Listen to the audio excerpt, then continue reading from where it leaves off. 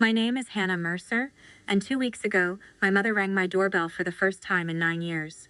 When I opened the door, she didn't come with an apology. She didn't ask how I'd been. She didn't even look past me like she hoped to see my kids. She stood on my porch in a pale cardigan, with a small rolling suitcase, and a folded sheet of paper in her hand. The paper wasn't a letter. It was a list. Handwritten in neat blue ink, bullet points stacked like invoice. Every line had a dollar sign, and at the bottom, underlined twice, was a total $840,000. She looked me in the eyes and said, calm as a Sunday morning, "We need to talk about the family's future." And in that moment, I knew she didn't come back because she missed me. She came back because she thought I'd become useful. Before I tell you what was on that list, drop your city and local time in the comments. I always read them. And tell me this. If someone cut you off for years and came back only when they wanted something, would you open the door? Because I did, and I'm going to tell you exactly why. 9 years earlier, I was 24 and engaged to the man I loved, Darius Cole. I grew up outside Columbus in a family that looked perfect from a distance. My dad, Gerald, worked hard and spoke little. My mom, Marilyn, ran the house and the church calendar with the same tight grip. I was the quiet kid, scholarships. Straight A's the responsible one. My younger brother, Logan, was the favorite, charming, loud, forgiven before he apologized. When I told my parents I was engaged, there was a pause on the phone so long, I counted it 7 seconds. My mom didn't say congratulations. She said, "Hannah, you need to think about what this means," I said. "It means I'm happy," she said. "For you, maybe?" Dad got on the extension, cleared his throat twice, and said, "Your mother's worried." 2 weeks later, a letter arrived in my mom's handwriting. Not a text, not a call, a letter. Like she wanted her decision to feel official. The last paragraph said if I went through with it, they wouldn't attend, they wouldn't support it. And if I walked down that aisle, I shouldn't expect to walk back through their door. We got married anyway. Small courthouse ceremony, a handful of friends. Darius's aunt hugged me tight and said, "Welcome to the family, baby." Afterward, I mailed my parents a wedding photo with a note. "We're happy. I hope one day you can be happy for us." 11 days later, it came back. Red stamp across the front. Return to sender. That stamp did something to me. Not just heartbreak, clarity. Because it wasn't silence anymore. It was a decision they were proud enough to mail. That's when I started keeping records, not to punish them, to protect myself, from the day they pretended it never happened. I bought a navy binder. Every returned card went in it. Every voicemail I left that never got a call back. Every screenshot someone sent me when my family talked about me like I was a mistake. Year 1 was brutal. I called 4 times voicemail, every time. Year 2, my dad sent one text. "Your mother needs time." Year 3, I stopped calling, not because I didn't care, because I finally understood I was begging. While they stayed silent, life didn't stop. Darius and I built something steady, small apartment, tight budget, late nights at the kitchen table. I worked finance. He worked compliance software. We weren't flashy. We were consistent. Then we had kids. Our daughter Zoe, then our son Miles. My mother never met them. I mailed birth announcements. Returned. Holiday photos. Returned. One year I sent a birthday card with a picture of Zoe holding a cupcake, frosting on her nose. It came back, but the envelope had been opened and resealed with clear tape.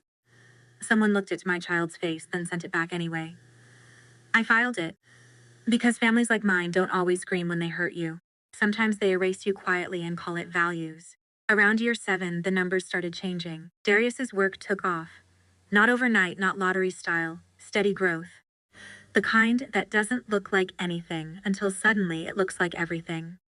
He joined 2 partners and built a platform that helped small businesses stay compliant without drowning in legal fees, and I became the person behind the numbers. CFO, my name on filings. And when your name goes on filings, your life stops being private. A local business article ran a short piece about funding. Nothing huge, just enough. 2 weeks later, a friend from my hometown texted, "Your mom asked about you at church. She wanted to know what your husband's company is worth. Not how are the kids, not tell Hannah, I'm sorry. Worth." Then a cousin sent me screenshots from a family group chat. Logan wrote, "We need to approach Hannah carefully. She's a numbers person. She'll respond to structure, like I was a transaction." Months later, the big headline hit an acquisition announcement. Suddenly, my phone filled with calls from area codes I hadn't seen in 9 years. I didn't answer. I didn't need to. Because I already knew what was coming. People who abandon you when you're small don't suddenly grow a conscience when you're stable. They grow an appetite.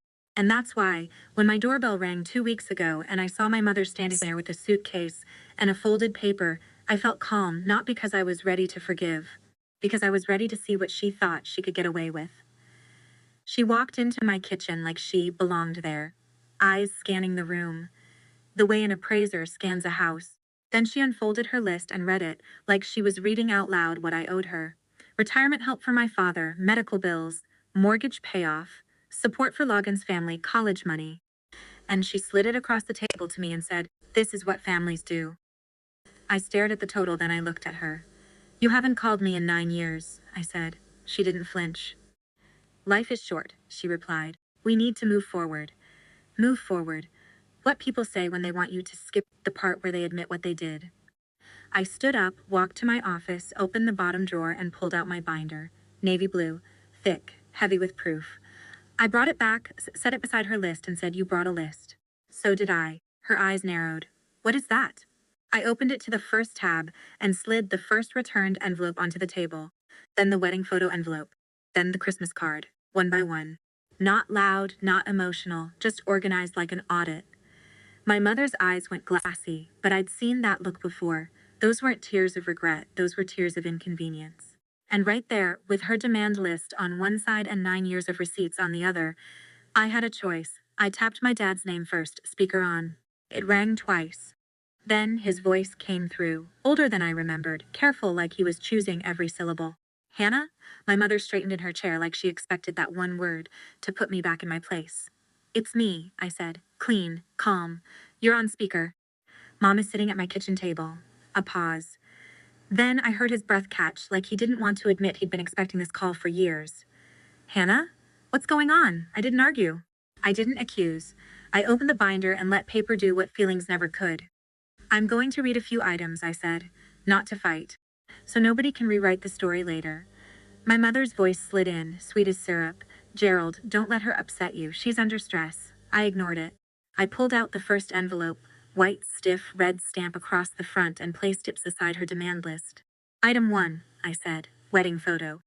Sent with a note that said we were happy. Returned to sender, unopened." The line went quiet. My mother's eyes flicked to the envelope like it offended her that proof still existed. I slid out the next one. Item 2, Christmas card. Returned, unopened. Then the next. Item 3, birthday card. Returned, unopened. 3 neat envelopes. 3 locked doors mailed back to me in red ink. My father's voice came smaller. "Marilyn," my mother cut in fast. I was hurt. She chose him over her own family. I kept my tone even. "Dad, did you hear that?" "She's still calling it my choice." I flipped a page and pulled out a printed voicemail transcript. Item 4, voicemail I left Mom. 47 seconds. No call back. Then a single printed text message. Item 5, the only text you sent me in 9 years. 4 words. "Your mother needs time." My father exhaled like the air was leaving him in pieces. "Hannah, How much time did she need to meet her grandkids?" I asked. My mother's face tightened. "Don't do that." I slid 2 more envelopes onto the table. Item 10 and 11, birth announcements for Zoe and Miles. Returned unopened. My mother looked away, then back, like she could outstare reality. My father's voice cracked. "You returned the baby's announcements?" My mother snapped, sharp now. "We weren't going to pretend everything was fine." I didn't raise my voice. "You weren't going to pretend we existed." Then I pulled out the envelope with the clear tape. I didn't slam it down. I placed it carefully, like it was fragile, because it was. Item 16, I said, Zoe's birthday card. Returned, but opened and resealed. My mother's lips parted. Her hand twitched toward it. I held her gaze. Someone looked at my child's face and still towed her back to me. My father went silent for a long beat, then whispered, "Marilyn, who did that?" My mother's chin lifted. "It doesn't matter." "It does," I said. "Because that's not hurt, that's cruelty with manners." I flipped to the group chat screenshots and held one page up, so there was no confusion. Item 24, Logan wrote, "Approach Hannah carefully. She's a numbers person. She'll respond to structure." My mother's eyes flashed. "You had no right to read private messages." I stared at her. "You had no right to come back with an invoice." Then I made the moment unescapable. I tapped Logan's name. Speaker on. It rang once. Twice. He answered too quickly, like he'd been waiting by the phone. Hannah, I didn't greet him. Logan, Dad's on the line. Mom's here. I'm asking one question, and I want a clean answer. My brother hesitated. Okay. I kept my voice calm enough to sound like a court reporter. Did you write? She's a numbers person. She'll respond to structure, about how to get money from me. My mother jumped in, warm and loud. Honey, nobody is trying to get money. I picked up her list with 2 fingers and held it up like an exhibit. Mom, the total at the bottom says $840,000. Silence. Logan tried to squirm. You're twisting it, we just thought. Yes or no, I said. He swallowed. Yes, that single word hit my mother like a crack in glass. My father's voice came through, strained.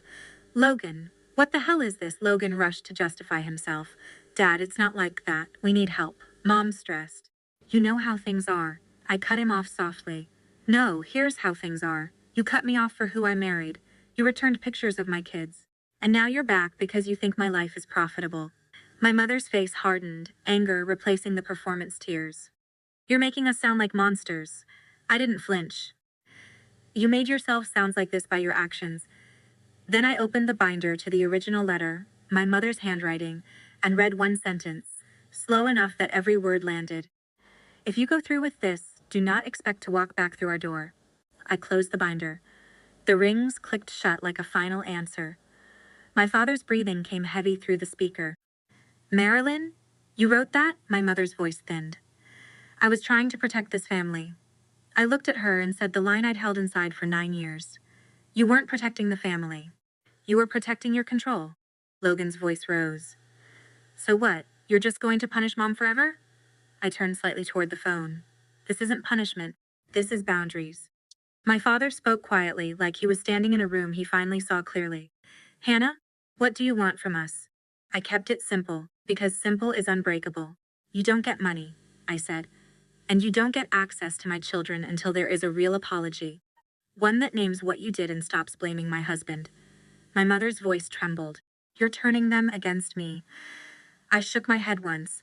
You turned yourselves against me. I'm just refusing to lie about it. Then I asked the question that made the whole table go still. Mom, do you want my kids because you love them? Or because you finally think we're worth something? Her mouth opened. No words came out, because there wasn't a safe answer. And that was the moment I understood. The silence she'd used as a weapon for 9 years was now the thing exposing her. I hung up first, not with a slam, not with a speech. Just a clean end to the call, because the second you keep talking, people like my mother start fishing for a line they can twist later. My mother sat there blinking like she couldn't believe the room had changed. This is unbelievable, she said, voice tight. After everything we did for you, I picked up her demand list and folded it neatly, right down the middle, like it was just paper. Because it was. No, I said calmly. After everything you did to me, she tried to stand with dignity, but her hands were shaking. You're letting him control you. That was the oldest weapon in her drawer. If she couldn't insult me directly, she'd poison the person I loved. I didn't react. I didn't defend. I just stated a boundary like a policy. Say one more thing about my husband, I said, and I will end this conversation permanently. Her mouth opened, then closed. Anger flashed. Then she tried softness again, like a costume change. Hannah, I'm your mother, and I'm a mother too, I replied. That's why this ends here. I walked to the front door and opened it. She hesitated at the threshold like she expected me to crumble at the last second, to chase her, to beg her to stay so she could leave as the victim. I didn't. She rolled her suitcase down my steps without looking back. The moment her car pulled away, my whole body exhaled, but I didn't let relief make me careless, because I knew what came next. When a controlling person loses in private, they go public. So I went to my office, opened the drawer, and pulled out what I needed, the certified letter form and my copy of the receipt from the last one I sent. Darius didn't ask if I was okay. He poured water, sat across from me and said, "What do you want the paper trail to say?" That's why I married him. He doesn't bring drama, he brings structure. I wrote the letter in plain English. No insults, no emotional paragraphs, just terms. Do not contact me to request money. Do not contact my children directly or through anyone else. Any future communication must be in writing only. Any attempt to claim I am unwell or unstable as a strategy to undermine my boundaries will be documented. Any uninvited visit to my home will be treated as trespass. Then I added one line that mattered more than all the rest. You cut me off for 9 years. You don't get to return when the numbers change. I printed it, signed it, made a copy, scanned it into a folder labeled the way my brain likes things labeled. Date, name, subject. And then I sent it certified, because feelings are invisible. But certified mail is a timestamp. That night, my phone buzzed with a new voice from an unknown number. My mother again. Her voice was softer than before, almost tender. The voice she uses when she wants outsiders to believe she's kind. Hannah, I'm worried about you. The way you spoke today. It wasn't like you. I think you're under a lot of stress. I think you need help. And I'm saying that as your mother who loves you. I played it once. Then I played it again. This time not as a daughter, but as a witness. There it was. The pivot. If she couldn't get money, she'd try to win control by making me look unstable. I saved the voicemail, screenshot the call log, printed the transcript. Then I opened the binder and added it as the next item. Not revenge, documentation. Because the only thing more dangerous than a parent who disowns you is a parent who comes back and tries to rewrite the disowning as concern. I didn't call my father from the kitchen. I called him from my office with the door closed, my voice steady, my hands still. Because if I was going to force a choice, I wasn't going to do it with emotion. I was going to do it with clarity. It rang once, twice, then he answered it quiet. Hannah. Dad, I said, I'm going to say this once, and I need you to listen all the way through. He didn't interrupt. That alone told me he already knew what was happening. Mom came here with a list of demands, I said. I have it in writing. I have the speaker call where Logan admitted the group chat line. And now I have a voicemail from Mom saying she's worried about me and implying I need help. His breath went thin on the other end. She left you a voicemail? Yes, I said. And Dad, this is important. She's not doing it because she cares. She's doing it because she lost control and she's building a story. Silence. Then he said, almost too soft, she told people you were being influenced. There it was. The smear campaign had already started. I didn't argue with him. I gave him the choice. Here are my boundaries, I said. I'm not debating them, and I'm not negotiating. I paused long enough to make each word land. 1. You are going to tell Mom to stop contacting me, stop sending other people, and stop calling me unstable. 2. You are going to tell her she is not welcome at my home again. Not with a pastor, not with family, not with anyone. And 3. You are going to stop Logan from speaking about my husband like he's the reason your family made these choices. My father's voice cracked. Hannah, I'm not finished, I said, still calm. If you won't do that, I continued, then I will protect myself another way. I will send copies of the demand list and Mom's voicemail to the exact people she's recruiting as witnesses. Not to shame her, to stop her from lying about me. He went silent for a long time, and in that silence I felt the old version of me, the one who used to wait for him to choose me, try to crawl back out. I didn't let it. Finally he spoke. Who is she recruiting? Pastor, I said. Aunt Carol. Anyone who will listen. His breathing turned heavier, like he was carrying something he'd refused to carry for years. She already spoke to Pastor Ed, he admitted. She said she wants him to help bring you back to your senses. My stomach tightened, but my voice stayed level. That's exactly what I mean. Then my father said something I'd waited 9 years to hear, even though I didn't know I was waiting for it. You're right, he whispered. She's doing it again. Again. He wasn't denying it anymore. I can't change what I allowed, he said, voice thin. But I can stop what happens next. I didn't soften. Not yet. So what are you going to do, Dad? I'm going to call her, he said. Right now, and I'm going to tell her to stop. I held the phone tighter. And if she doesn't? There was a pause, then something steadier in his tone. Then she'll learn she can't use my silence as her shield anymore. That line hit me harder than an apology, because it meant he understood what his silence had been. A shield. For her, I exhaled slowly. Okay, we hung up, and I didn't feel victorious, I felt braced. Because when you challenge a controlling person's story, they don't just stop, they escalate. An hour later, my father texted me one sentence. I told her to stop. She said, "You've been turned. She's coming anyway." I stared at the screen. Coming anyway. Of course she was, because control doesn't surrender quietly. It tests the door again. I didn't invite her anywhere. I didn't negotiate. I didn't give her a stage. I treated it like what it was, an escalation. That morning, I turned the house into a quiet lockdown. Nothing dramatic, just deliberate. I turned on the doorbell camera notifications. I pulled the blinds in the front rooms. I moved Zoe and Miles to the back of the house with cartoons low and snacks on the table. Like it was any other Saturday, I told them, "We're having a calm day inside today," and left it at that. Darius walked the perimeter once, checked the locks, then came back and sat with me at the kitchen island like a steady wall. "No hero moves," he said quietly. "Just facts." At 10:06 a.m., my phone buzzed. A text from my father, "She's there." 1 minute later, my doorbell camera pinged, and there she was. My mother on my porch again, posture straight, face soft, dressed like she was attending church. Behind her stood Logan. And beside them, exactly as promised, 2 witnesses, Pastor Ed and Aunt Carol. My mother lifted a hand and waved at the camera like she was greeting an audience. Then she rang the bell. I didn't open the door. I didn't even step into view. I spoke through the camera speaker, calm and clear, like I was reading a policy. "Marilyn, you need to leave my property. You are not welcome here." My mother's voice turned sweet instantly. Performative, loud enough for the porch to hear. "Hannah, we're just worried. We want to talk like family." Pastor Ed leaned toward the door, as if he could pour authority through wood. "Hannah," he said gentle, "we just want peace. Peace. Always peace. Meaning give in so the room stays comfortable." I kept my voice even. "This is not a discussion. Leave my property." Logan stepped forward, jaw tight. "You're seriously doing this? After everything. Leave," I repeated, same tone, no rise. My mother sighed dramatically, the kind of sigh meant to signal to the witnesses. "Honey, you're proving my point," she said. "This hostility. It isn't like you. I think you need help." There it was. She wanted the word help on record in front of witnesses on my porch. So later she could say she wasn't demanding money, she was intervening. I didn't argue. I didn't defend myself.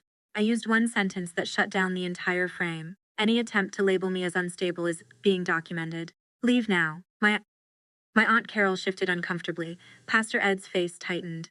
Even Logan looked like he wished he wasn't standing there. My mother tried again, softer, weaponized tenderness. "I'm your mother. I love you." I didn't respond to love bait. I responded to behavior. "You have been told to leave. If you stay, I will call the police." Pastor Ed lifted his palms. "Hannah, don't escalate." I answered calmly, "I'm not escalating. I'm setting a boundary." Then my mother did what she always does when she feels control slipping. She started crying. Not messy crying, controlled crying. The kind that recruits sympathy without admitting fault. "I just want my daughter back," she said, voice trembling, turning slightly so Pastor Ed and Aunt Carol could see her face. And I realized this wasn't for me. This was for them. So I did the one thing that destroys a performance without yelling. I stayed calm and called it what it was. "I am not opening the door. You are not entitled to access. Leave." Silence on the porch. Then Logan snapped, loud now, trying to crack me. "You're acting crazy. You're going to traumatize your kids. Crazy." There it was, the smear word said out loud in front of witnesses. I didn't flinch. I responded like a courtroom transcript. "Logan, you just called me crazy on my doorstep. That is documented. Leave." Pastor Ed looked at Logan like he'd gone too far. Aunt Carol's mouth opened slightly, like she wasn't prepared for the truth to sound that ugly. My mother's tears stopped midstream. Just stopped, because the mask had slipped. And then, faint at first, sirens. My mother's head turned, her eyes widened, and suddenly the whole porch rearranged itself. Not because they suddenly respected me. Because they feared a report. Because body cams don't care who you are at church. My mother hissed under her breath, sharp and fast, forgetting the witnesses for half a second. "Logan, get them in the car, now." Pastor Ed stepped back, voice low. "Marilyn, let's go." Aunt Carol looked at the ground, embarrassed in a way that made me realize she didn't know the whole story. She just knew the version my mother sold. They retreated down my steps, fast. My mother didn't look at the camera again. She didn't wave. She climbed into the car like someone escaping accountability. The police arrived to an empty porch. I stepped outside only after the cars were gone, keeping the chain on the door, phone in hand, voice calm. I asked them to leave. I told the officer. They did. The officer nodded, professional. "Do you want a report number in case they return?" "Yes," I said, "because that's how you end a pattern, not with a speech, with documentation." I closed the door, turned the lock, and leaned against it for one breath, before walking back to my kids like nothing happened. Zoe looked up from the couch. "Mommy, who was that?" I smiled gently. "Just someone who didn't respect our rules." Miles went back to his cars like the world was still safe. And it was, because I made it safe. I took the report number the officer gave me and treated it like what it was. A boundary in a format my mother couldn't cry her way around. I texted my father first. One message, no emotion, no debate. Dad. Police were called because Mom, Logan, Pastor Ed, and Aunt Carol refused to leave my porch after being told. They left before officers arrived. Report number, if she shows up again, I will file trespass. Please tell her to stop. I stared at the screen for a second before sending it, then hit send anyway, because I wasn't asking permission anymore. Then I wrote one final letter to my mother, short, clean, and impossible to misunderstand. Not a please, not a maybe, not a paragraph about my feelings, just terms. I printed it, signed it, copied it, scanned it, and stapled the police report number to my copy like a receipt. Then I mailed it certified. It said, "You are not welcome at my home. Do not return with anyone else. Do not contact my children directly or through third parties. All communication must be in writing only. Any further uninvited visit will be treated as trespass and documented with law enforcement." I didn't mention love. I didn't mention forgiveness, because love was never the problem. Access was. 3 days later, my mother called from a blocked number. I didn't answer. She left a voicemail anyway. Her voice was different this time. Tight, furious, but still trying to sound reasonable for any imaginary audience. "Hannah, this is outrageous. Calling the police on your own mother? Do you know what people are saying? Pastor Ed is shocked. Carol is heartbroken. Your father is embarrassed. You've gone too far." Not one word about Zoe. Not one word about Miles. Not one word that sounded like regret. Just reputation management. Just consequences framed as my cruelty. I saved it. I labeled it. I filed it. Because if she was going to build a story about me, I was going to keep the truth in a folder where it couldn't be edited. That night, my father called again. His voice sounded like someone who'd finally realized the monster wasn't under the bed. It was sitting across the table from him. "I tried," he said quietly. "I told her to stop." "And?" I asked. He exhaled. "She said you humiliated her. She said you're being influenced. She keeps saying it like if she repeats it enough, it becomes true." There was a pause, then his voice dropped. "She's angry because you didn't open the door. Not because she misses you." I felt something settle in my chest. Heavy, but clean. "Dad," I said, "I need you to understand this. If you keep standing next to her, she will keep using you as proof that she's right." "I know," he whispered. Then he said the sentence that told me we were about to hit the next escalation. "She wants to file for something. Not money exactly. She was asking Pastor Ed about wellness checks and whether families can intervene when someone is refusing help." My stomach turned cold. Because I knew that play. Not because she cared. Because if she couldn't get money, she would try to get control by putting me back in a box with a label on it. I didn't panic. I got quiet. "What else did she say?" I asked. My father hesitated. "She said, if you won't open the door, she'll make someone else open it." Darius walked in right then, saw my face, and didn't ask questions. He just stood behind my chair, hand on my shoulder, steady. I looked at the binder on my desk, the certified receipts, the voicemails saved, the report number written in black ink. And I realized this story wasn't over. Because my mother wasn't done trying to win. I called my attorney the next morning, before the kids' bus even turned the corner. Not because I wanted a war. Because when someone starts using words like wellness check and intervene, the safest move is to get your protection in writing before they try to turn your own home into a stage. Rachel Sloan answered on the second ring. "Hannah," she said, calm, "tell me exactly what was said." I didn't embellish. I didn't vent. I gave her facts the way I'd learned to survive my family, clean, dated, documented. "My father warned me," I said. "Mom asked Pastor Ed about wellness checks. She said if I won't open the door, she'll make someone else open it. I have her voicemail implying I'm not well. I have the demand list. I have the police report number." Rachel paused just long enough to let the weight settle. "Okay," she said. "Here's what we do. We create a paper wall." A paper wall. That phrase made my shoulders drop a fraction. Like I could breathe again. Rachel told me to email her everything. The demand list photo, the binder scans that mattered most, the voicemail audio file, the certified letter receipts, and the report number. She told me to keep it simple and immediate. "Today," she said, "I'm drafting a cease and desist that includes trespass notice, third-party contact restrictions, and a warning against false claims about competency or wellness.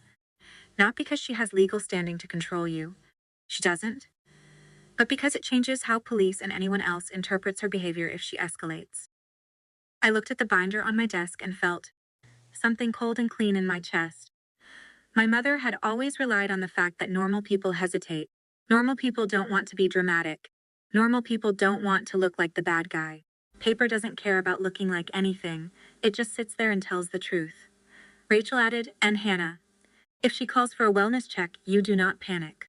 You show officers the report number, the letters, and the attorney notice. Calmly. You tell them you're safe, you're being harassed, and you have children inside. Most wellness checks end in 5 minutes when the person is calm and the documentation is clear. I swallowed. What if she tries to bring Pastor Ed again? Or my aunt? Then the cease and desist covers third-party harassment, Rachel said, and the police report shows a pattern. Patterns matter.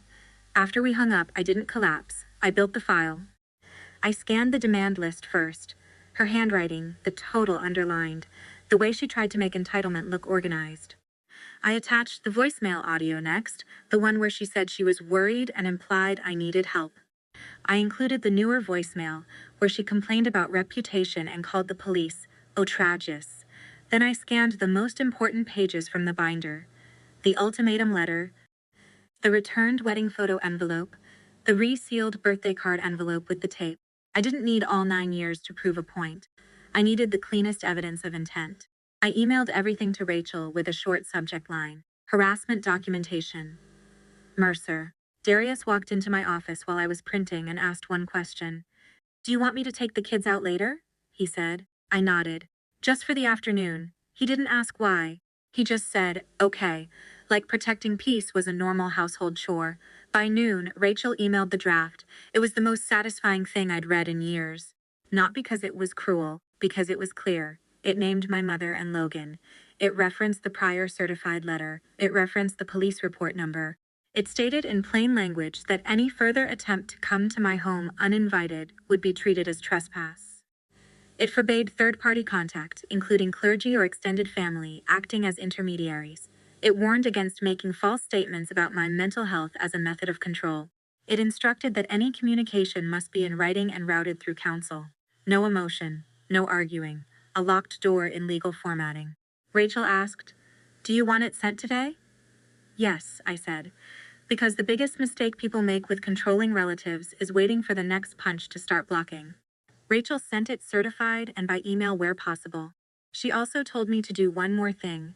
Keep a printed copy by the door, along with the police report number and the prior certified receipts. So if a wellness check happens, she said, you're not searching while stressed. You're handing it over calmly like you're showing a license. That evening, my father called again. I didn't want to answer, but I did, because part of me still needed to know what they were planning before it hit my porch. His voice was strained. Hannah, she's furious. I know, I said calmly. She left a voicemail. He exhaled. Pastor Ed told her she should stop. Carol told her she should stop. That surprised me. Not because they suddenly loved me, because they finally saw the edge of her behavior. And, I asked, my father's voice dropped. She said they don't understand.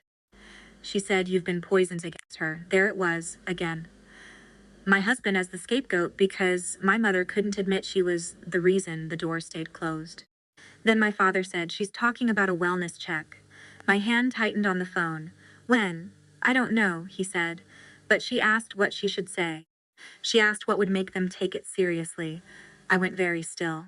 Dad, I said, listen carefully. If she sends police to my house to punish me for saying no, that's it. That's the point of no return. I know, he whispered. I didn't soften. Then stop her. He sounded broken. I tried. I closed my eyes for 1 second and let myself feel it. How exhausting it is to have a parent who's always one step away from using the system as leverage. Then I opened my eyes and did what calm people do when they're done being moved by fear. I prepared. The next morning, I told Zoe's school that only Darius and I were authorized for pickup. Same for Miles. I didn't tell them a story. I just updated the file. I checked the doorbell camera settings. I added cloud backup. I moved the binder to a locked drawer and kept the digital copies in 2 places. Then I waited. Because at some point, the truth always tests itself against the lie. And the lie always tries one last big move. 2 days later, at 2:17 p.m., my doorbell camera pinged, not my mother, a police cruiser in front of my house. My stomach dropped for half a second, then steadied, because I knew exactly what this was. Darius looked up from the kitchen and didn't ask. He just stood. I've got the kids. He guided Zoe and Miles to the back room with the calm of a man who refuses to let fear become furniture. I walked to the door, didn't open it, and spoke through the camera speaker. "Officer, how can I help you?" A male voice came back, professional. "Mom, we're here for a wellness check. We received a call expressing concern for your safety." I didn't argue, I didn't get offended. I didn't say, "My mother is ruining my life." I said, "I understand. I'm safe. I have documentation related to harassment and false claims. I can provide it." The officer paused. "Can you step outside? I can open the door with the chain on," I said, "and pass documents through." I did exactly that. Slow, calm, visible hands, like a person with nothing to hide.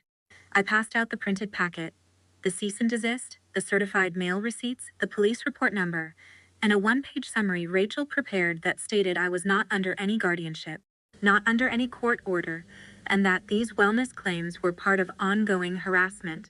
The officer read for a minute, then glanced up at me. "Who made the call?" he asked. "My mother," I said calmly. "She has been asked in writing to stop contacting me and stop coming to my home." He nodded slightly, like the puzzle pieces were clicking into place. "Are there children in the home?" he asked. "Yes," I said. "They are safe." The officer's voice stayed neutral, but his eyes shifted, less concerned, more aware. "Okay," he said. "I just need to confirm you're okay and not a danger to yourself." "I'm okay," I said, "and I'd like this logged as part of the existing harassment pattern." He nodded. "We'll note it." Then he handed my documents back through the gap and said something that felt like sunlight after a long storm. "Mom, if they keep doing this, you can request a trespass warning and pursue further action. This isn't what wellness checks are for." I thanked him calmly. The cruiser pulled away, and my mother's biggest move, her attempt to bring authority to my door, concepts in under 10 minutes because I stayed calm and the paper spoke for me. Rachel didn't just send a warning. She turned my mother's failed stunt into a locked record she couldn't spin. That afternoon, Rachel filed a short request for the wellness check log entry and incident notes. Not a dramatic legal filing, just a documented pull so the call had a paper trail outside my house. Then she drafted a one-page notice to my mother and Logan. Clean, cold, professional, no insults. No, how could you? Just consequences. It said in plain terms, a wellness check was initiated based on their report. Law enforcement confirmed I was safe and noted documentation of harassment. This welfare check misuse is now part of the pattern. Any further uninvited contact, third-party interventions, or false claims about my mental state will trigger immediate pursuit of a protective order and a formal trespass warning. All communication must go through counsel, in writing only. Rachel attached two things that mattered. The case reference, log entry confirmation, the cease and desist already on record, with proof of delivery. Then she sent it certified and by email where possible. When she forwarded me the final PDF, I read it twice, not because I enjoyed it, because it felt like the first time in my life my mother's behavior had an official name: misuse. That night my phone buzzed. Unknown number. I didn't answer. My mother left a voicemail anyway, and her voice sounded different now. Less sweet, more brittle, like she was trying to hold on to control with her fingernails. "Hannah, this is outrageous. You're turning the police against your own family. You're making me look like some kind of criminal. Do you know what people will think?" Pastor Ed said. I stopped it mid-sentence and saved it, because the moment she said "people will think," she admitted what this was always about. Not me, not my kids, her image. 2 minutes later, Logan texted from a new number, "You're insane. You're really doing protective orders now?" I didn't reply, because replying is how they keep you in the loop. Arguing is still engagement. Instead, I forwarded the message to Rachel. Then I blocked the number. Darius walked into the room while I was doing it and said quietly, "You okay?" I nodded, but I didn't pretend it didn't hurt. "It hurts," I admitted. Not because they're mad, because this proves they never came back for love. He sat beside me. They came back for access. "Yeah," I said, "and they just lost it permanently." The next morning, my father called. His voice was heavy, like a man who'd finally realized silence isn't neutral. "She's blaming me," he said. "She says I didn't defend her, I didn't gloat, I didn't comfort, I stayed honest. Dad, she tried to use police to force her way into my life." A long pause. Then he whispered, "I know." And then he said the one thing that made me sit up straighter. "She's coming up with a new plan." My stomach tightened. What kind of plan? He hesitated. She says, if she can't get you to open the door, she'll go around you. She mentioned your kids' school. The room went cold. Not fear cold, protective cold, because that wasn't about money anymore. That was about crossing a line that can't be uncrossed. I spoke slowly. Dad, did she say she'd go to the school? She didn't say it exactly, he admitted. But she asked what district you're in. She asked if grandparents have rights. She asked if she could just see them. I didn't raise my voice. But something in me clicked shut. Okay, I said. Then we escalate protection. I didn't wait. I moved like a CFO protecting a balance sheet. Fast, quiet, documented. That afternoon, I went to the school in person with Darius. Not because I needed backup, but because I wanted two adults on record hearing the same instructions. No misunderstanding later. At the front office, I kept it simple. I need to update our children's safety file, I said. There's a family harassment situation. The receptionist's smile faded into professionalism. She'd heard the tone before. They brought out the forms. I filled them out with a calm hand. Authorized pickup. Only me and Darius.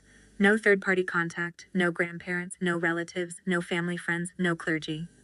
Password check. Required for any change, any phone call request, any pickup exception. Then I handed them printed photos. My mother, Marilyn Mercer. My brother, Logan Mercer. I watched the staff member slide the photos into the file and type notes into the system. Has anyone tried to contact the children? The assistant principal asked. Not yet, I said. This is prevention. She nodded like she respected that answer. Do you want us to call you if anyone shows up? She asked. Yes, I replied. And if they claim an emergency, you call me first. If they refuse to leave, call the school resource officer. No drama, just procedure. When we walked back to the car, Darius exhaled. Good, I nodded. Now if she tries it, it becomes a documented attempt. That evening, Rachel sent the next letter, stronger, shorter, sharper. It stated that the school has been formally notified in writing of no contact. Any attempt to approach, contact, or remove the children will be treated as harassment and reported immediately. Any further escalation will trigger emergency protective action. Rachel didn't threaten, she warned professionally. And then she did one extra thing that made the whole situation feel locked. She added a line that any communication must go through counsel and that third-party involvement, including clergy, was already documented. Because my mother's favorite trick was always the same. Make herself look like the worried one and make me look unreasonable for refusing help. I wasn't refusing help. I was refusing control. The next day, Logan called from another new number. I didn't answer. He left a voicemail, and he sounded angry in a way that tried to pretend it was moral. Hannah, you're really going to put our mom on some watch list at your kid's school? That's sick. That's not normal. Not normal. That word always shows up when boundaries finally work. I saved it. Forwarded it to Rachel, blocked the number. Then for the first time since this started, there was quiet. 2 full days of nothing. No porch visits. No blocked calls. No concerned messages. It was the quiet you get when a bully realizes the room has cameras. On the 3rd day, my father texted, "She's telling people you're keeping the kids from her out of spite. Pastor Ed wants to talk to you." I stared at that message for a long moment, because here came the pivot. She couldn't get money. She couldn't force the door. She couldn't weaponize the police. She couldn't reach the school, so now she was going to weaponize the community. Make me the villain. Make herself the victim. Recruit reasonableness. And that meant the next move wasn't going to be about access. It was going to be about reputation. Rachel didn't let me call Pastor Ed alone. She scheduled it like a formal meeting, put it on the calendar, and joined the line herself, so there was no, he said, she said later. Pastor Ed came on sounding gentle, almost relieved, like he thought he was about to fix something with the right tone. "Hannah," he said, "I just want to understand what's going on. Your mother is worried. The community is confused." Rachel spoke before I could. Calm, professional. "Pastor Warren, this is Rachel Sloan, counsel for Hannah Mercer. This call is being documented. We won't debate feelings. We will state facts." There was a pause on the line, the sound people make when they realize they're not holding the microphone anymore. Rachel continued. Marilyn Mercer arrived at Hannah's home with a written demand list totaling $840,000. She later returned with third parties and refused to leave after being told to leave. A wellness check was initiated based on false implications about Hannah's mental health. Law enforcement confirmed Hannah was safe and noted documentation of harassment. The school has been notified of a strict no-contact policy because Marilyn expressed intent to go around Hannah to access the children. Pastor Ed's voice changed, still kind, but slower now, more cautious. I wasn't aware of money, he said. Rachel didn't soften. That's because you were recruited as a witness, not as a helper. The pattern is consistent, demands, then pressure, then character assassination. Pastor Ed exhaled. Marilyn told me Hannah was isolating the children. I finally spoke, steady. I'm protecting them, I said. She didn't ask about them for 9 years, Pastor. She came back when the numbers changed. Silence. Then Pastor Ed said quietly, Marilyn didn't mention that. Rachel replied, she doesn't mention what doesn't serve her. If this is hitting close to home, drop your city and local time in the comments, because I need you to know you're not the only one who's lived through a concern that was really control. Pastor Ed cleared his throat. What do you want from me? Rachel answered. We want you to stop acting as an intermediary. If Marilyn contacts you again about Hannah or the children, you will not participate. If she shows up at Hannah's home again, you will not accompany her. And if she spreads claims that Hannah is unwell, we want you to understand you are hearing a narrative built to pressure her. Pastor Ed went quiet for a long moment. Then softer, I'm sorry. Not to me. Not as a grand apology. But it mattered because it was the first time someone from my old world admitted they'd been used. I won't be involved, he said. I'll tell her to stop. Rachel thanked him politely. Then she ended the call before anyone could slide back into emotion. When it clicked off, I sat there staring at my desk, the binder closed, my mother's demand list in a folder, the police log number written on a sticky note like a timestamp. Darius walked in and asked, how'd it go? She lost her witness, I said. He nodded once, satisfied. Good. That night, I got a text from my father. Pastor called your mother. She's furious. I stared at it, then set the phone down and kept cutting strawberries for the kids like my hands didn't shake. Because that's what boundaries look like in real life. Not speeches, routine. The next morning, the retaliation arrived exactly the way I expected. A long message from my Aunt Carol. Hannah, your mother is devastated. She says you're being cold. She says you're punishing her. She says you're keeping the kids from her and she doesn't understand why you're doing this. I didn't reply. Rachel did. One sentence. All communication must be directed to counsel. Please do not contact Hannah about this matter again. Then, for the first time in 9 years, my mother sent something that wasn't a demand list or a voicemail. It was an email, short, sharp, and angry. You've made your point. You've embarrassed me. Don't expect your father to choose you over his wife. You're not going to win this. Win. That word told the truth. To her, I wasn't a daughter. I was a contest she refused to lose. So I did the only thing that ends contests. I stopped playing. I forwarded the email to Rachel. Rachel responded with a final notice. One paragraph, professionally icy, reminding Marilyn that further harassment would trigger protective order filing and that any attempt to contact the school would be reported immediately. Then we waited. 3 days passed, no porch visits, no blocked calls, no pastor. It wasn't peace, it was retreat. In the middle of that quiet, my father called again. His voice sounded older than it did last week. I'm sorry, he said. Not just for now, for all of it. I didn't rush to comfort him. I didn't punish him either. Dad, I said, I can't change 9 years with one phone call. I know, he whispered. I don't want to be the man who stayed silent forever. I let the truth be gentle and firm at the same time. If you want a relationship, I said, it starts with respect. You don't ask for money. You don't speak badly about my husband. You don't carry messages that not for Mom. You build trust with me first. He exhaled like he'd been waiting for rules his whole life. Okay, he said. I'll do it. If you're still here, hit like and subscribe. Only if this story hit home.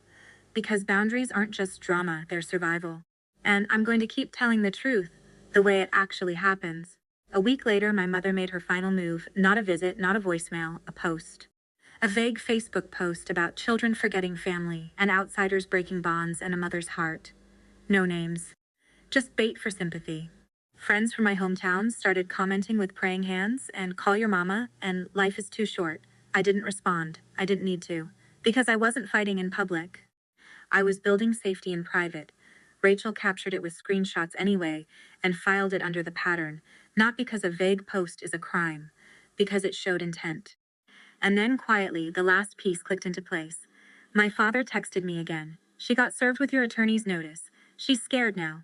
She says you'll ruin her reputation. I stared at that line and felt something almost like relief. Not because she was scared, because it meant she finally understood what I understood years ago. She couldn't control the narrative anymore. I didn't chase the courtroom victory. I chose the quiet one. Rachel kept the boundary wall in place, written only, no third parties, no porch visits, no school contact, trespass enforced. Every attempt got documented. Every new number got blocked. Every new concern got routed into paper. My mother tried twice more, 2 short emails, both playing victim. Rachel replied once, then stopped. Silence is a consequence when you've already been warned. Logan never apologized. He sent one last message from a new number that said, "You think you're better than us." I didn't answer. Because the truth is, I don't think I'm better. I think I'm done being smaller. My father called every 2 weeks like clockwork. At first it was awkward. Weather, work, safe topics. He never asked for money. He never insulted my husband. He sounded like a man learning how to be decent at an age when most people stop trying. After 2 months of consistency, I let him video call once, just once, so he could see Zoe and Miles wave and say hello. No visit, no promises. Just a small window opened on my terms, he cried, quietly. Not for show. And when Zoe asked, "Who's that?" I said, "That's Grandpa Gerald. We're taking it slow." Because that's the part people don't talk about. Boundaries aren't just walls. They're doors you control. My mother never earned that door back. Not fully. Maybe not ever. That's her choice, not mine. If she wants access, she knows the path. Accountability, time, and a real apology that names what she did without blaming my husband. Until then, the door stays closed and the house stays calm. Because my children will never learn that love arrives with invoices, witnesses, or threats. They'll learn the opposite. That love shows up when you're small, not when you're valuable. And that peace isn't something you beg for. It's something you build, quietly, firmly, and without apology.